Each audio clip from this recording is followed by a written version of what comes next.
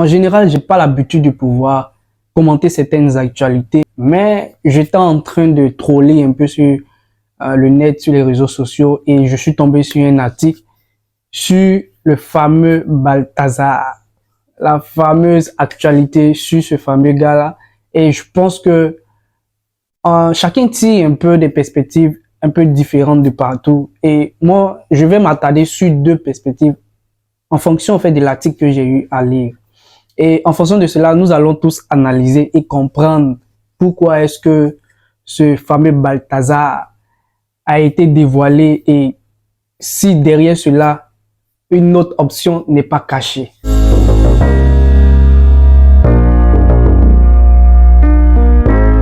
Avant tout propos, je vais d'abord vous lire l'article en question que j'ai eu à suivre.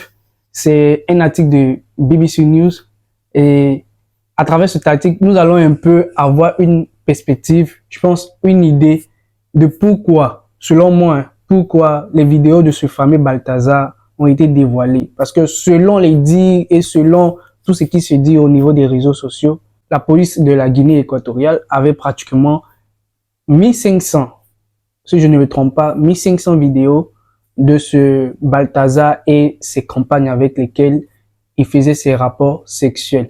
Et dans cet article en question que je vais vous lire, on nous dit qu'il n'y a que 400 qui ont été dévoilés. Écoutez un peu ce que l'article dit en question et vous-même vous allez comprendre que derrière cette histoire se cache bien beaucoup au fait d'autres histoires également.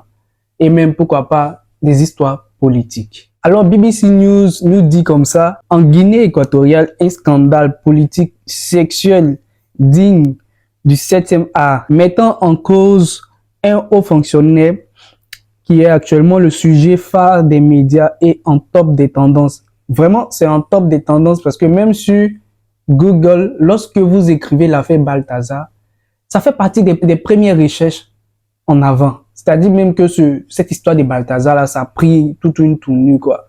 Tout le monde entier en a eu écho de cela.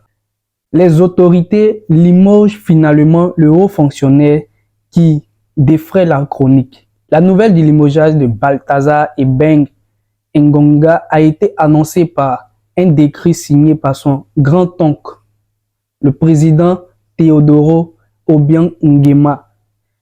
Donc, si on veut comprendre bien, c'est que ce Balthazar en question, il est le neveu du président de la République de la Guinée équatoriale. Donc, c'est une histoire de famille présidentielle. On continue avec l'article. Ça devient beaucoup plus intéressant. Ça nous permet de comprendre. Tout le monde veut chercher à regarder seulement les vidéos, mais vous ne cherchez même pas à comprendre pourquoi est-ce que cette histoire a éclaté du jour au lendemain comme ça. C'est rare que ces genres de trucs s'éclatent comme ça. Il y a forcément anguille sur roche. Surnommé Bello. Le gars, il est trop le mignon, le mimi de la Guinée équatoriale, au point où on l'appelle Bello.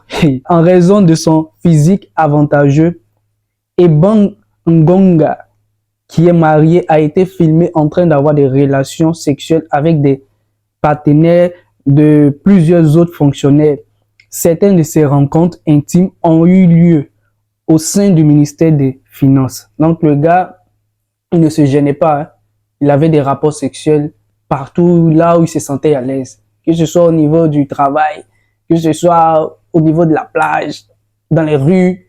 Bon, on ne sait pas ce qu'il animait, hein, mais en tout cas, lui, il avait un appétit sexuel vraiment plus grandissant qu'aucun homme sur cette terre. Alors, le père de Monsieur Ngonga est considéré par certains comme un candidat possible.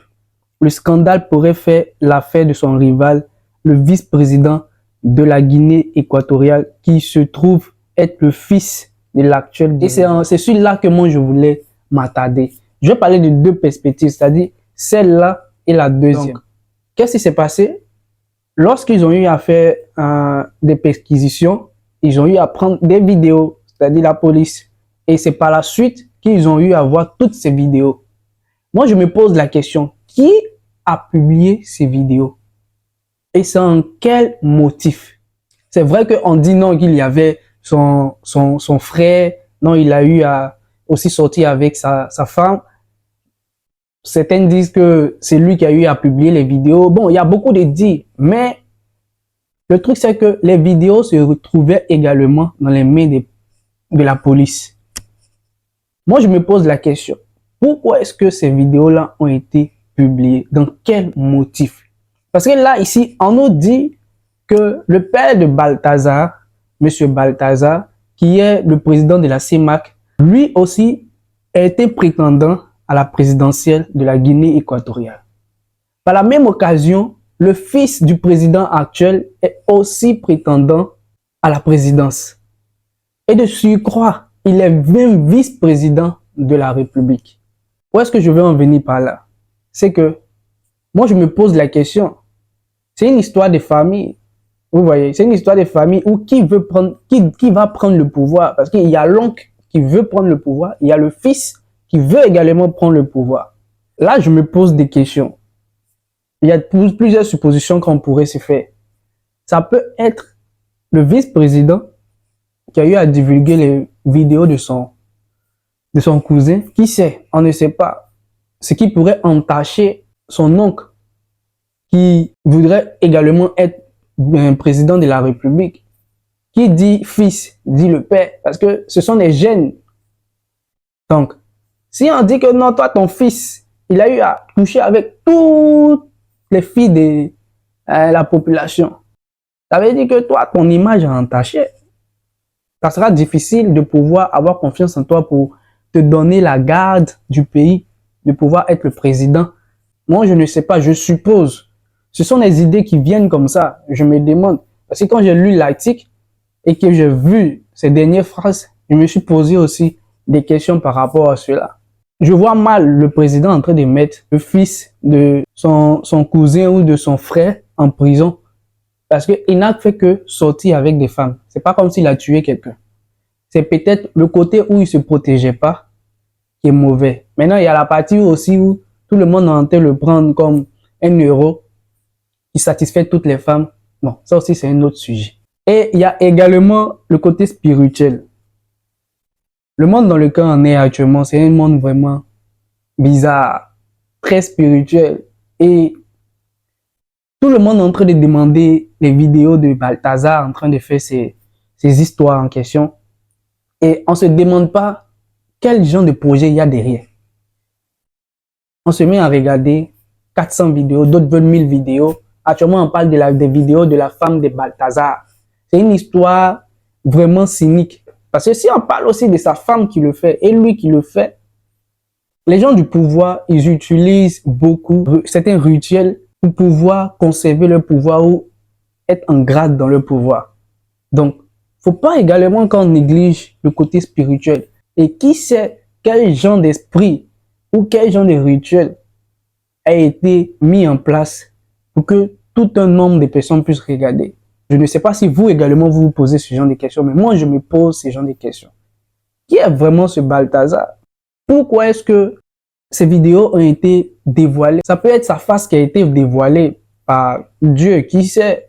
Parce que tu peux faire toutes ces choses-là pendant des années.